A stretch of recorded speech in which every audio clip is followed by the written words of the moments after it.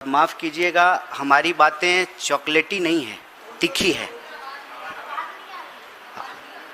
आ रही है? ये संसद का माइक थोड़ी है। माफ़ कीजिएगा कि हमारे पास आज आपसे बातचीत करने के लिए कोई चॉकलेटी बात नहीं है, तीखी बातें हैं। क्योंकि देश में जो हो रहा है, सरकार के लिए कॉमेडी हो सकता है, लेकिन देश के जो नौनिहाल हैं, देश के जो भविष्य हैं, उनके जीवन मरण का सवाल है। आप सब पिछले कुछ सप्ताह से इस देश की शिक्षा व्यवस्था से जुड़ी हुई कई महत्वपूर्ण घटनाओं को कवर किए हैं।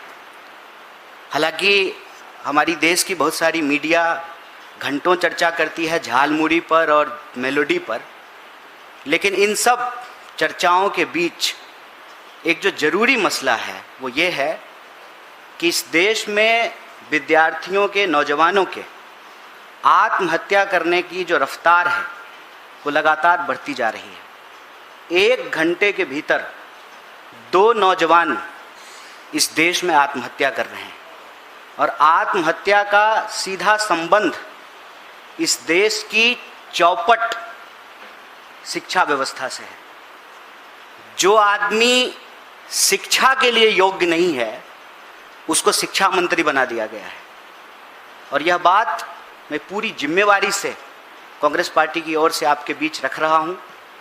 आपने देखा होगा कि किस तरीके से हर साल इसी महीने नीट को लेकर के एक बवाल शुरू होता है और सरकार के जो रवैये हैं वो ढाक के 3 पात। न शिक्षा मंत्री का इस्तीफा होता है, न दोषियों पे कोई सख्त कार्रवाई होती है और हर साल पेपर लीक होता है।